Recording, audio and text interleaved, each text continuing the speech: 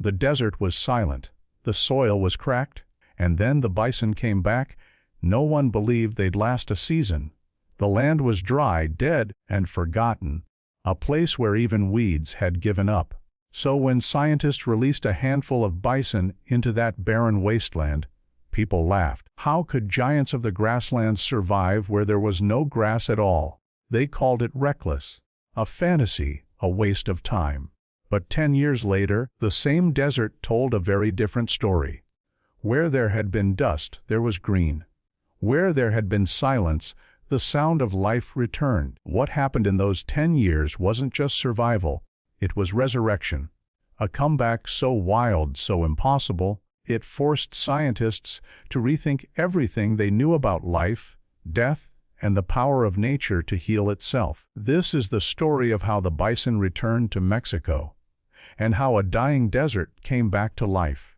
Long before the intricate networks of highways, sprawling cities, and segmented fences crisscrossed North America, the vast plains were dominated by the awe-inspiring spectacle of thundering bison herds. By conservative estimates, their numbers once swelled to over 60 million, their migrations stretching from the northern reaches of Canada all the way to the sun-baked landscapes of northern Mexico. More than mere animals, these colossal creatures were dynamic, living landscapes, shaping the very earth they traversed. Their powerful hooves continuously stirred and aerated the soil, their grazing patterns meticulously sculpted plant growth, and their cyclical migrations formed the backbone of a complex food web, sustaining a diverse array of predators, scavengers, and the indigenous peoples who lived alongside them. For countless centuries, indigenous communities fostered a profound and balanced relationship with the bison. These magnificent animals were the bedrock of their existence, providing a wealth of resources, nourishing food, durable hides for clothing and shelter, and bones that were meticulously crafted into essential tools. Every single part of the bison served a purpose, a testament to a culture that embraced profound respect and zero waste. This relationship was not one of domination, but of deep reciprocity, where indigenous cultures intrinsically understood that their own survival was inextricably linked to the continued health and abundance of the bison. However, this delicate balance was irrevocably shattered with the relentless westward expansion of European settlers. The 18th and 19th centuries witnessed a dramatic and tragic shift in hunting practices. What was once subsistence hunting, driven by necessity, rapidly devolved into an era of mass slaughter. The burgeoning railroad industry, pushing ever westward, inadvertently facilitated this destruction by providing easy and efficient transport for the immense quantities of hides and meat. Hunters, driven by profit and, in some cases, by sheer sport, began to systematically decimate the bison herds. The grim pastime of shooting bison from train windows became disturbingly common, with countless carcasses left to rot on the vast prairies, their only value extracted being their hides or tongues, destined for distant markets.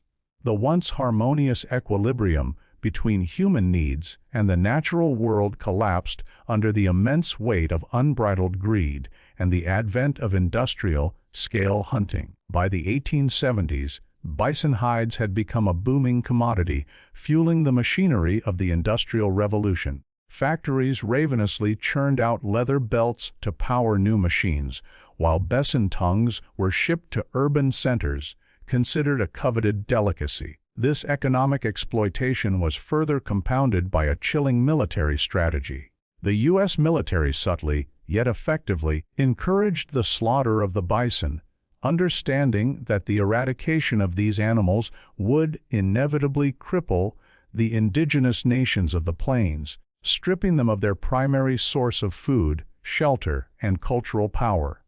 It was a deliberate, calculated strategy of starvation and displacement. Within a mere 2 decades, the great herds that once numbered in the tens of millions were tragically decimated. The statistics from this period paint a harrowing picture. From an estimated tens of millions at the dawn of the 19th century, the population plummeted to just a few million by 1870.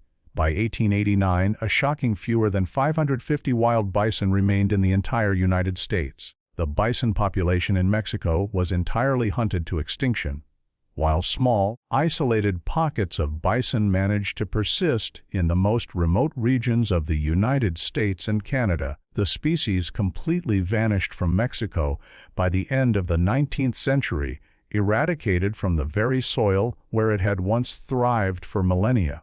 The loss of the bison was far more than the disappearance of mere animals.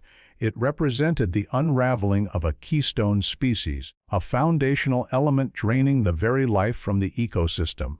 Without the buffalo, as they were popularly known, the vast grasslands began to unravel. Prairie dogs, whose existence was intrinsically linked to the loose, aerated soil created by bison-trodden plains, suffered significant declines in both their habitat and numbers.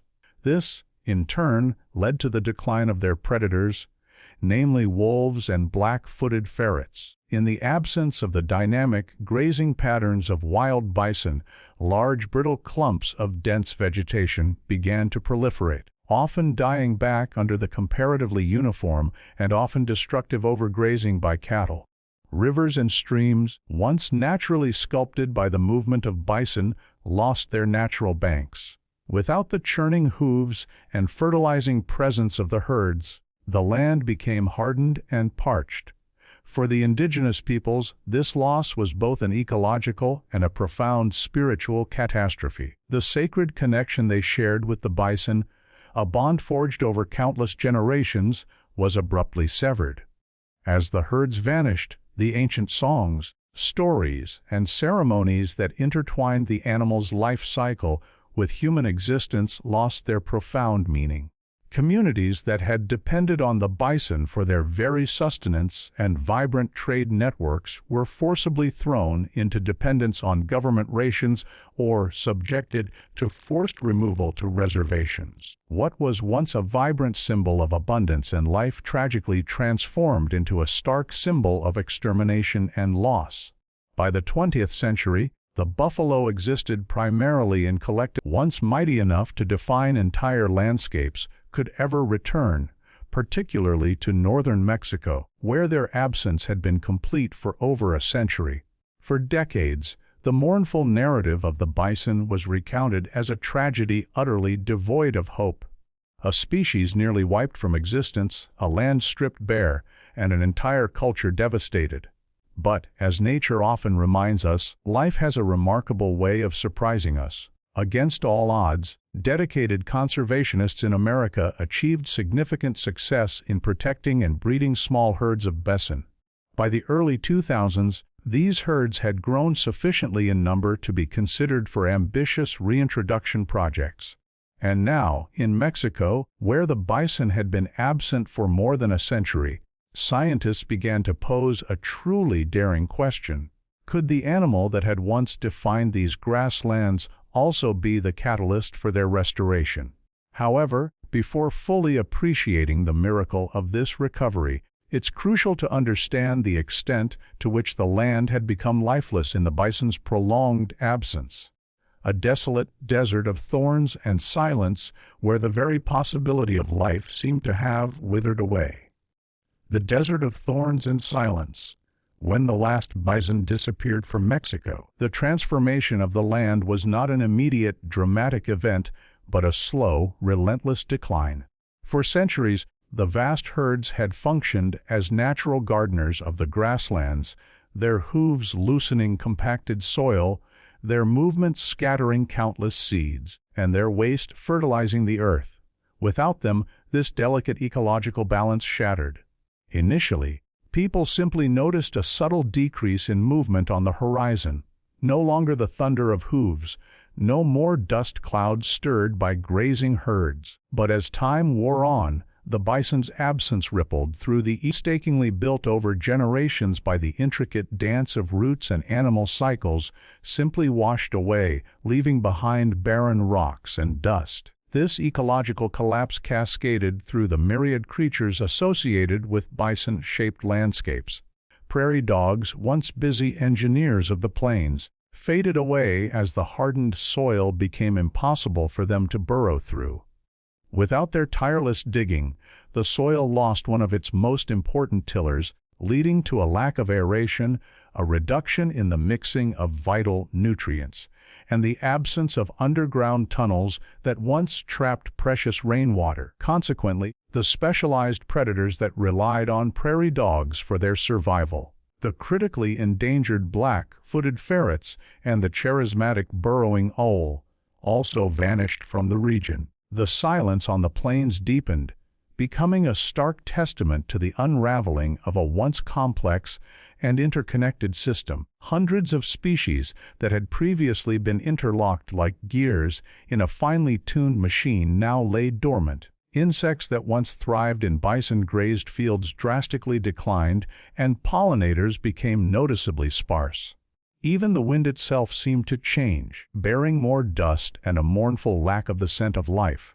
A once thriving system had crashed, transforming into a broken loop, a desolate desert of thorns and silence. The profound impact of this desertification resonated through the daily lives of local communities. The hardened soil meant drastically reduced yields from agricultural fields, and grazing lands were no longer capable of supporting livestock. Farmers were forced to drive their herds farther and farther afield, or, in despair, simply abandoned their livelihoods altogether. Wells dried up at an alarming rate, as the land had lost its capacity to absorb and retain rainwater. Any remaining water was often choked with silt, reducing its quality for both human consumption and wildlife. The damage was not merely ecological, it was a devastating economic and social crisis. Scientists formally termed this process desertification, describing it as the gradual degradation of fertile land until it can no longer sustain life. For the local inhabitants, however, it was a far simpler, more visceral truth: the land was dying. They could recall their grandparents' stories of endless bison herds, of rivers flowing full and strong, of grasses taller than a horse's belly, and skies teeming with hawks and eagles. By the 20th century, these vibrant memories had begun to feel like classic myths, completely detached from the brittle, prickly, and empty landscape that lay before them. It was in this atmosphere of despair that a bold, audacious idea was born. If a single disappearance was responsible for such a catastrophic collapse, could the reintroduction of that very species lead to renewal? It sounded impossible. The land appeared too irrevocably dead to ever heal. Yet, a small group of visionary scientists thought otherwise. Nature, they argued, does not forget, it only waits. In 2009, they put this theory to the ultimate test. That year, a small handful of bison stepped onto Mexican soil for the first time in over a century. Most skeptics believed they wouldn't even survive a single season. What happened next, however, astonished everyone. The crazy release of 2009. By the late 2000s, vast stretches of northern Mexico's grasslands bore a stark resemblance to desolate wastelands. The soil was compacted and hard, rivers were weak and sluggish, and indigenous wildlife had all but vanished. For decades, experts had attempted to rectify these problems using conventional human tools, planting new grasses, laboriously digging irrigation channels, and even spraying seeds from airplanes. None of these interventions yielded lasting results. The land seemed unequivocally beyond saving, but a small, determined group of conservationists harbored a different conviction. They believed that genuine healing would not come from machines or technology, but from the return of the very animals that had once maintained the ecosystem's vitality: the bison. In 2009, after years of meticulous planning, intensive research, and vigorous debate, a pioneering herd of 23 American bison was carefully transported from the mountainous regions of the United States to a barren stretch of Chihuahua, Mexico. To outsiders, the project seemed utterly absurd. Why release such massive animals into an area with barely enough food or water to sustain goats? Critics openly mocked the project, predicting its inevitable failure. Local ranchers expressed deep-seated fears that the bison would compete with their cattle for scarce resources or, worse, destroy their fences. Even government officials hesitated, worried that precious resources would be squandered on animals that had vanished from the country more than a century prior. Yet, the scientists held a distinctly different vision, a testament to their profound understanding of ecological processes. Crucially, they chose not to interfere once the bison were released. There would be no supplemental feeding, no specially constructed watering stations, and no protective enclosures. The herd would be allowed to roam freely, precisely as their ancestors had done for millennia. The logic behind this approach was audacious. If the bison could not survive on their own, it implied the ecosystem was indeed too far gone. But if they could survive, they might just trigger a cascade of natural processes that no human plan had ever managed to replicate. The release itself was a moment of thrilling tension and profound significance. As the heavy transport trucks arrived and their gates swung open, the colossal animals hesitated at first, sniffing the dry, unfamiliar air with cautious curiosity. Then, one by one, they stepped out, their huge, shaggy shoulders swaying with ancient power, their thick, wild coats brushing against thorny shrubs. Dust rose in swirling clouds beneath their powerful hooves as they began to move, not in a panicked stampede, but with steady, deliberate strides. For the first time in over a century, wild bison once again roamed the plains of Mexico. For weeks, the animals wandered through the parched desert grasslands, tirelessly scrounging for what little forage and water they could find. Observers held their breath, fearing the inevitable onset of starvation. Then came the unforeseen, the truly remarkable turning point. The bison began to adapt with an almost miraculous resilience. They instinctively dug into the seemingly solid ground, using their powerful hooves to uncover hidden pockets of moisture. They grazed selectively, effectively, weeding plants in a way that actively encouraged regeneration and healthier growth. Crucially, they would not stay put for long. Their inherent nomadic instinct kept them constantly moving, and slowly, almost imperceptibly at first, the land began to respond to their presence. Soil that had been locked in a compact concrete-like state for decades began to loosen and soften from the rhythmic stamping of their hooves. When the initial seasonal rains eventually arrived, instead of simply running off the hardened surface, the precious water was absorbed into the newly aerated soil. Miraculously, green shoots began to appear in places that had lain bare and lifeless for years. Locals who had initially dismissed the project as a folly began to notice the undeniable difference.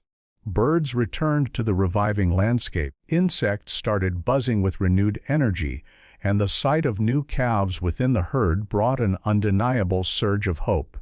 In less than a year, the bison were not only surviving but flourishing, demonstrating an astonishing capacity for resilience. The desert, against all odds, was coming back to life. Beyond the undeniable ecological success, the bison's return carried immense symbolic weight. For the indigenous peoples of northern Mexico, it held deep and powerful significance. It meant not only the revival of a sacred animal but, intrinsically, the revival of a history inextricably tied to the land, a connection from which they had been painfully severed generations ago. The elders, who had long told stories of their ancestors living among the great herds, could now witness these stories unfolding before their very eyes, transforming memories into living reality. Skeptics, however, continued to linger, voicing their doubts. They dismissed the early recovery as a fluke, predicting that the animals would eventually ravage the fragile lands and perish. But the herd steadily increased in number with each passing year, and the land visibly transformed, growing greener and more vibrant. By 2018, less than 2 decades since their initial release, their numbers had soared from the original 23 to over 200. What had once been a daring gamble was now indisputable evidence of how Bison could, indeed, breathe life back into seemingly dead land. But how could a mere few dozen animals succeed where years of human effort and countless resources had failed? The secret lay not in what people did for the land, but in the profound and multifaceted impact of the bison themselves, with every hoofprint, every step, and every luxurious roll in the dust. Hooves as plows, waste as fertilizer. The revival of northern Mexico's barren plains was not some mystical magic. It was, at its core, biology in motion. What truly astonished observers was the sheer speed with which the land responded, and the explanation was intricately hidden within the bison's daily behaviors.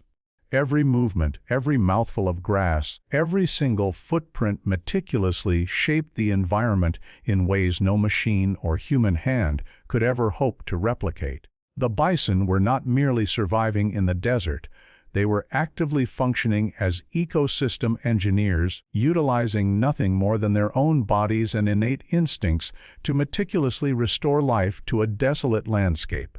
Consider, first, their hooves. Unlike domestic cattle, which tend to linger in one spot, stripping it bare and compacting the soil, bison are restless, constantly moving creatures. They routinely walk miles each day, and their sharp, heavy hooves press into the ground with the force of natural plows. On Chihuahua's hardened soils, this seemingly simple action was nothing short of revolutionary. Decades without bison had left a cement, like crust that effectively blocked precious rainfall from soaking into the ground. With every powerful step, the herd systematically cracked open this impermeable crust. Thousands upon thousands of tiny fissures appeared, creating invaluable entry points for both water and air to penetrate the soil.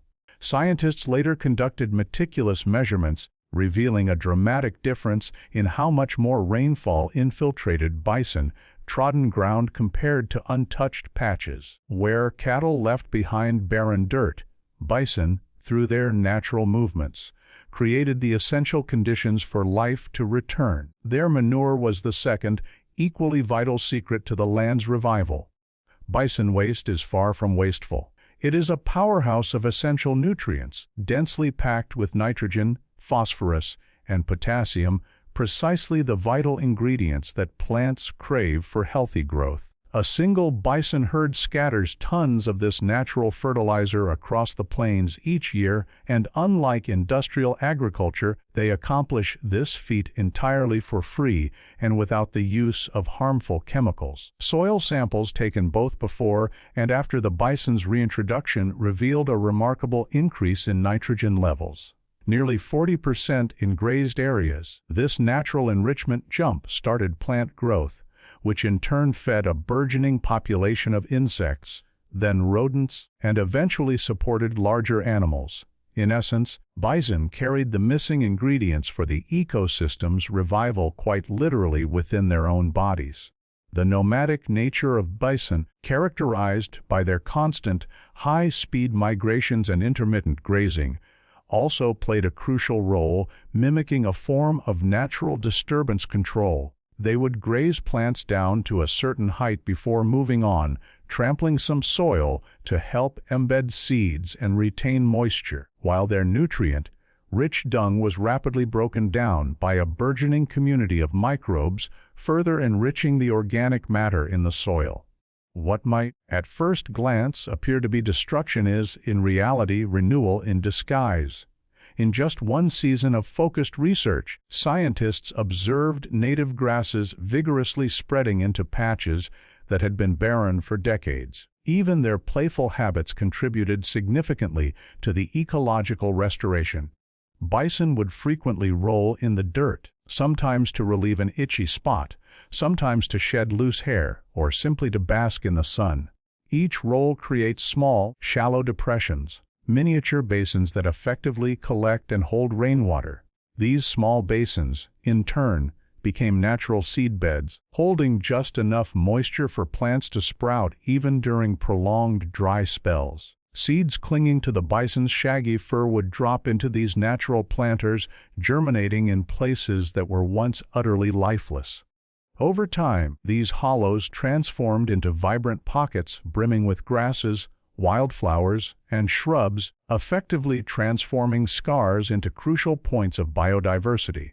The ripple effects of these actions spread rapidly and dramatically across the landscape. First came the insects, attracted by the renewed plant growth.